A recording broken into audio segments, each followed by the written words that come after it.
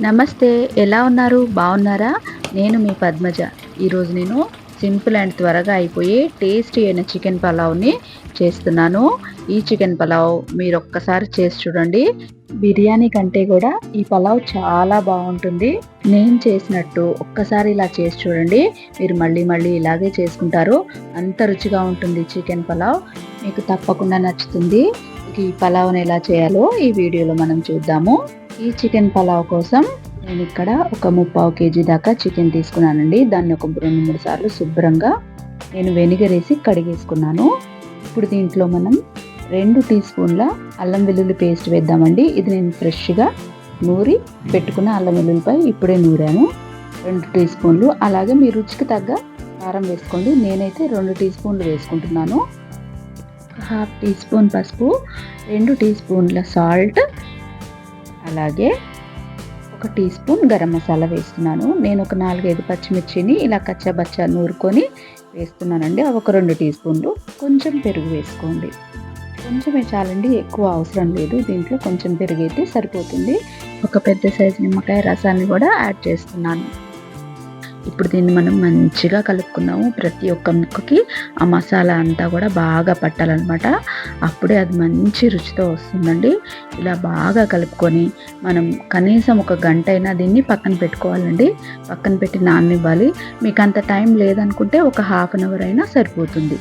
ఒక half an hour అయినా పక్కన పెట్టండి దీన్ని. మీకు అంత టైం కూడా లేదంటే కనీసం ఒక 15 నిమిషాలైనా పక్కన పెట్టండి. ఇప్పుడు మనం ఒక హాఫ్ అన్ అవర్ దీన్ని పక్కన పెట్టేద్దాం. ఈ పులావ్ కోసం నేను బాస్మతి రైస్ తీసుకుంటున్నానండి. మీ దగ్గర బాస్మతి రైస్ లేకపోతే సోనా మసూరి రైస్ మీరు డైలీ వండుకునే బియ్యమైనా చేసుకోవచ్చు. దాంతో కూడా బాగుంటుంది. కాకపోతే బాస్మతి రైస్ అయితే ఇంకా ఈ పలావ్కి మంచి రుచి వస్తుందండి. 3/4 కేజీ చికెన్కి 3/4 కేజీ బాస్మతి రైస్ తీసుకున్నాను. ఇలా శుభ్రంగా కడిగేసి మనం పలావ్ చేసే ఒక 20 నిమిషాల ముందు వీటిని కడిగి పెట్టుకోవాలండి. కనీసం ఒక 20 నిమిషాలైనా నానితే ఈ బియ్యం మంచి రుచి, మంచి సువాసన కూడా వస్తుంది. మనకు మార్కెట్లో చాలా రకాల బాస్మతి రైస్ దొరుకుతాయి కదండి. మీరు ఒకసారి వాటిని వాసన చూడండి. మంచి వాసన కనుక వస్తే అవి తీసుకోండి. నేను స్టవ్ మీద ఇప్పుడు ఒక గిన్నె పెట్టుకున్నానండి. దాంట్లో 4 టేబుల్ స్పూన్ల నూనె, అలాగే 2 టేబుల్ స్పూన్ల నెయ్యి వేస్తున్నాను. నెయ్యితో ఈ పలావ్కి చాలా మంచి రుచి వస్తుంది. మీ దగ్గర నెయ్యి లేకపోతే డాల్డా అయినా వేసుకోండి. ఇప్పుడు దీంట్లోకి మనం మసాలాలు వేద్దాం. సాజీరా, మరాఠీ మొగ్గ, అలాగే కొంచెం బండ పువ్వు, ఒక 8 దాకా లవంగాలు, కొన్ని తోక మిరియాలు, ఒక 4 ఇలాచీలు, కొంచెం జాపత్రి, ఒక 2 బిర్యానీ ఆకులు ఇలా తుంచి వేసుకోండి. ఇప్పుడు వీటిని ఎక్కువగా మాడనియొద్దండి. కొంచెం ఒక 2 నిమిషాలు అలా వేపుకొని నేను ఇక్కడ ఒక 2 మీడియం సైజ్ ఉల్లిపాయలని ఇలా పొడుగ్గా కట్ చేసుకున్నానండి. 2 మీడియం సైజ్ ఉల్లిపాయలు అయితే సరిపోతుంది.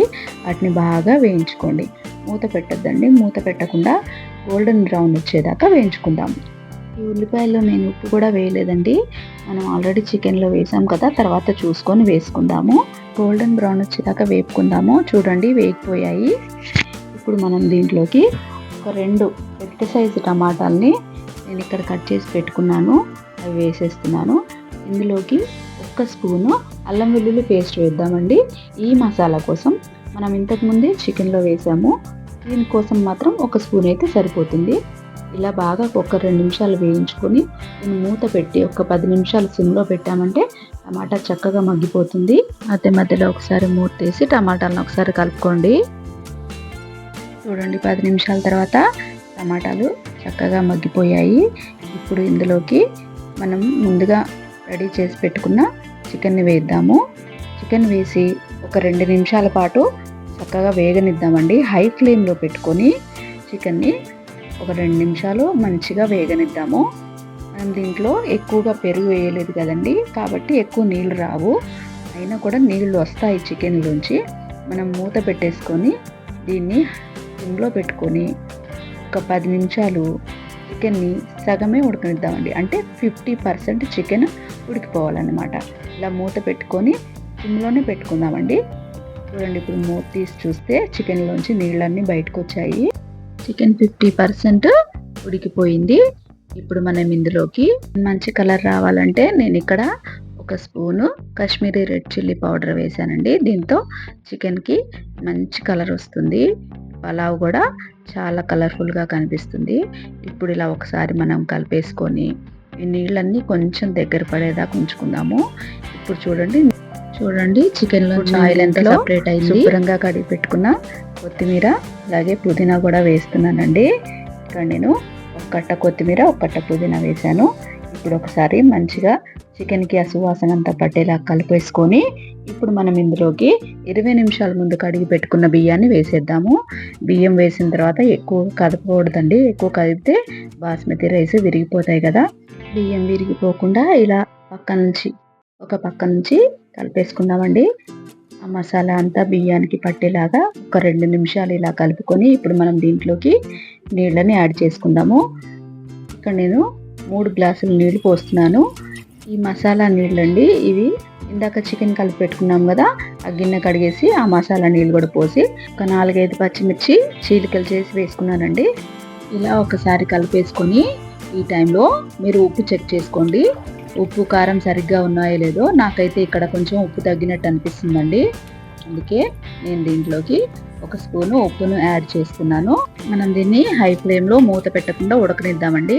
చూడండి నీళ్ళన్నీ దగ్గర పడిపోయాయి. ఇప్పుడు మనం ఇందులోకి కొత్తిమీర, పుదీనా ఇంకొంచెం యాడ్ చేసుకుందాం. ఇందాక మనకి చికెన్ 50% ఉడికింది కదండి. ఇప్పుడు అన్నంతో పాటు 100% ఉడికిపోతుంది. మనం దీన్ని మూత పెట్టుకొని సిమ్లో ఒక 15 నిమిషాలు చక్కగా రైస్ని మగ్గనిద్దామండి. చూడండి 15 నిమిషాల తర్వాత చూస్తే మనకి ఇలా గుమగుమలాడే చికెన్ పులావ్ రెడీ అయిపోయింది. ఒక సైడ్ నుంచి ఇలా తీసి చూడండి. నాకైతే ఇక్కడ పర్ఫెక్ట్గా మగ్గిపోయిందండి. గనుక ఏమన్నా కొంచెం ఇంకా తడిగా అనిపిస్తే ఒక్క 10 నిమిషాలు దీన్ని అలా వదిలేసేయండి. స్టవ్ ఆఫ్ చేసేసి ఒక్క 10 నిమిషాలు పక్కన పెట్టుకున్నామంటే ఇంకా పొడి పొడిగా వచ్చేస్తుంది అన్నమాట మన పలావు. ఇప్పుడు మనం దీన్ని వేడిగా సర్వ్ చేసుకున్నామండి. మీరు ఎప్పుడు చేసినా కూడా సూపర్ టేస్టీగా వస్తుంది. చాలా బాగా నచ్చుతుంది. మా ఇంట్లో వాళ్ళైతే బిర్యానీ కన్నా కూడా ఈ పలావ్నే చాలా ఇష్టపడతారు. ఇలా ఒకసారి మీరు కూడా ట్రై చేయండి. ట్రై చేసి మీకు ఎలా కుదిరిందో నాకు కామెంట్లో తెలియజేయండి. ఇక ఈ వీడియో కనుక మీకు నచ్చినట్టయితే లైక్ చేయండి, షేర్ చేయండి, అలాగే కామెంట్ చేయండి. ఇలాంటి మరిన్ని మంచి వీడియోస్ కోసం నా యూట్యూబ్ ఛానల్ని సబ్స్క్రైబ్ చేసుకోండి. మరో మంచి వీడియోతో మళ్ళీ కలుసుకుందాం. అంతవరకు సెలవు. నమస్తే.